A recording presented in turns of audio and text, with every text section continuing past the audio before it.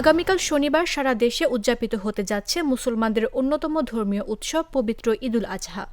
ঈদকে কেন্দ্র করে নিরাপত্তাসহ সার্বিক ব্যবস্থাপনায় রয়েছেন সেনা সদস্যরাও। ফলে স্বস্তিতে বাড়ি ফিরছে মানুষ। পাল্টে গেছে কুরবানির পশুর হাটের চিত্রও। শুক্রবার সকাল থেকে গাবতলীতে ব্যাপক যানজট থাকলেও বেলা বাড়ার সঙ্গে সঙ্গে পরিস্থিতি নিয়ন্ত্রণে আনে সেনাবাহিনীর সদস্যরা। রাস্তার দুই পাশ থেকে অবৈধভাবে পারাপার বন্ধ করে দেওয়া, যত্রতত্র দাঁড়াতে দিচ্ছে না কোনো গাড়ি। গরুর ট্রাক নিয়ে যে যার মতো করে চলার সুযোগ থাকছে না। এসব কারণে গাবতলী বাস টার্মিনাল থেকে শুরু করে পশুর হাট পার হয়ে গাবতলী ব্রিজ পর্যন্ত কোনো যানজট নেই।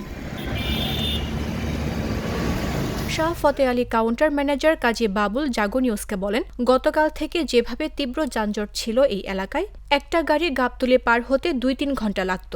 আজকে সকালে একই চিত্র ছিল, কিন্তু কিছুক্ষণ আগে সেনাবাহিনী মোতায়েন করার কারণে পুরো এলাকা এখন যানজট মুক্ত। অন্যদিকে জমে উঠেছে গাবতলীর পশুর হাট। সেখানে টহলে রয়েছেন সেনা সদস্যরাও। সার্বিক আইনশৃঙ্খলা পরিস্থিতির যাতে কোনো ব্যাঘাত না ঘটে সে ব্যাপারে সতর্ক রয়েছেন তারা। এই ঈদে জামা জুতো অ্যাক্সেসরিজের ডিসকাউন্ট।